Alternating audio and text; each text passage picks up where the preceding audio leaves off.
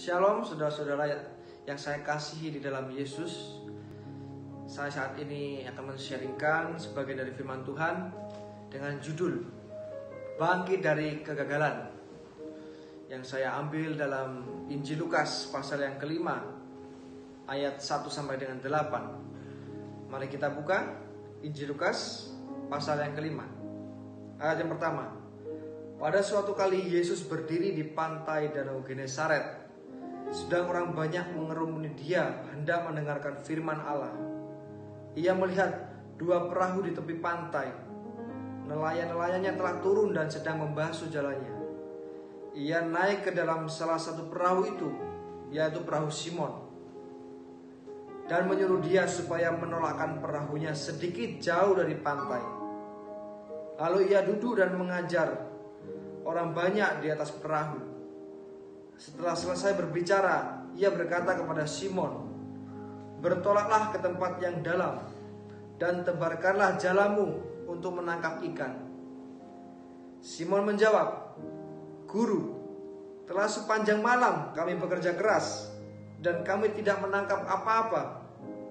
Tetapi karena Engkau menyuruhnya, aku akan menebarkan jala juga." Dan setelah mereka melakukannya, mereka menangkap sejumlah besar ikan, sehingga jala mereka mulai koyak.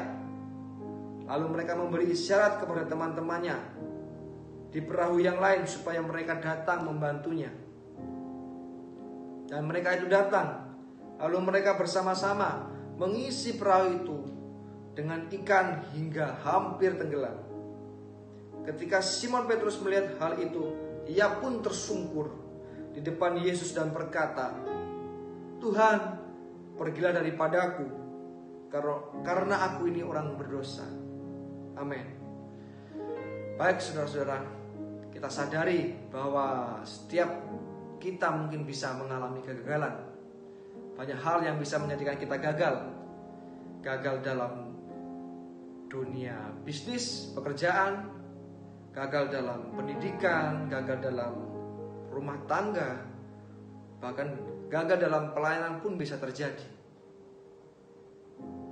Mari kita belajar bahwa manusia itu sangat rentan, sangat bisa gagal dalam setiap kehidupannya. Kita belajar dari firman ini, bagaimana kita bisa bangkit dari kegagalan ini. Yang pertama, poin yang pertama adalah kerja keras kita tidak cukup membuat kita berhasil. Kita sadari, kerja keras tidak akan pernah cukup untuk membuat kita berhasil. Seperti Petrus. Petrus dikatakan seorang nelayan di Danau Genesaret, Danau Galilea yang begitu terkenal akan ikannya yang begitu banyak melimpah. Petrus adalah nelayan yang unggul, yang sudah memiliki pengalaman bertahun-tahun, yang lebih tahu masalah tentang mencari ikan daripada Tuhan Yesus. Dia bekerja sepanjang malam sampai pagi. Dia tidak mendapatkan apapun, sama sekali tidak mendapatkan ikan. Begitu juga dengan kita. Ambil saja contoh dalam dunia pekerjaan, bisnis. Mungkin kita sudah bertahun-tahun menggeluti bisnis itu. Kita nggak tahu bagaimana caranya bisnis ini bisa berkembang, mengalami stagnasi, bahkan penurunan.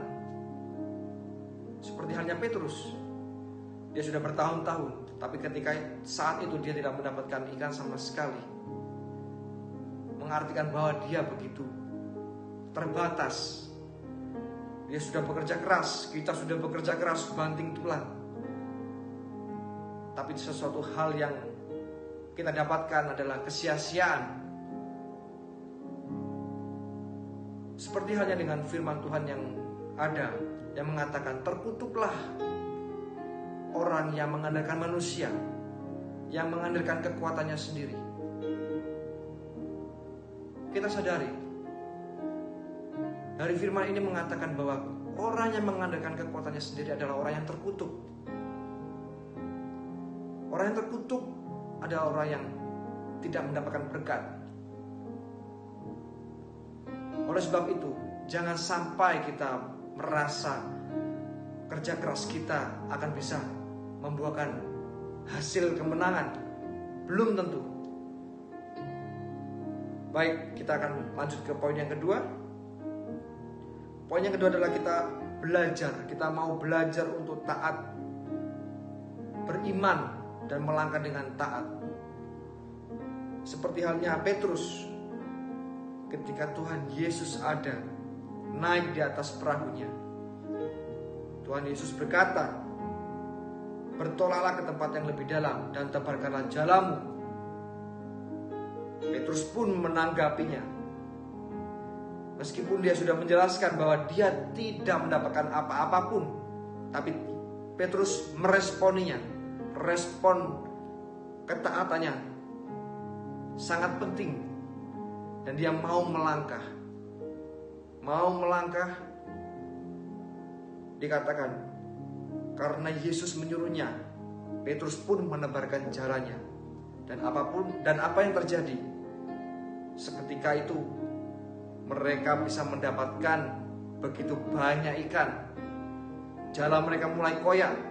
Berkat mereka begitu besar yang tak pernah terfikirkan bahwa dalam musim tidak panen bisa panen sebegitu besarnya. Saya yakin percaya ketika kita belajar melangkah dengan iman dan ketaatan. Iman dan ketaatan hal yang begitu erat. Dengan iman tanpa ketaatan tidak akan membuahkan hasil. Tapi kita belajar beriman dan mau taat melangkah sesuai dengan tuntunan Tuhan, perkataan Tuhan, firman Tuhan. Kita akan bisa menerima mujizat. Mujizat yang besar yang tak pernah kita pikirkan, yang tak pernah kita dengar. Asal kita mau beriman dan melangkah dengan taat. Saya percaya mungkin saudara mengalami kegagalan dalam bidang apapun, baik dalam pekerjaan, rumah tangga, pendidikan, apapun. Belajarlah beriman, belajarlah taat. Jangan hanya sekedar beriman. Taat itu penting. Ketika kita beriman taat, maka berkat, pertolongan Tuhan, mujizat Tuhan pasti dinyatakan. Baik, untuk yang poin yang ketiga, kita harus berharap dan mengandalkan Tuhan senantiasa. Berharap di sini ditekankan bahwa kita harus berserah. Kita harus mengakui bahwa kita terbatas. Kita percayakan, kita serahkan semuanya kepada Tuhan. Karena Tuhan yang memiliki hidup kita. Karena Tuhan yang berkuasa atas kehidupan kita. Tanpa Tuhan kita gak akan bisa bangkit dari kegagalan. Karena kita tahu bahwa Allah kita yang hidup telah mengalahkan maut.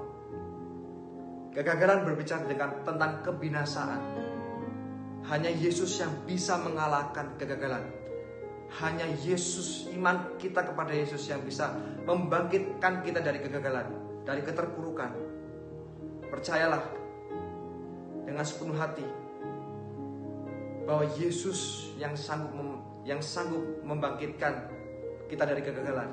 Seperti halnya dalam Yeremia 17 ayat 7 dikatakan, diberkatilah orang yang mengandalkan Tuhan, yang menaruh harapannya pada Tuhan. Amin. Dikatakan diberkatilah orang yang mengandalkan Tuhan.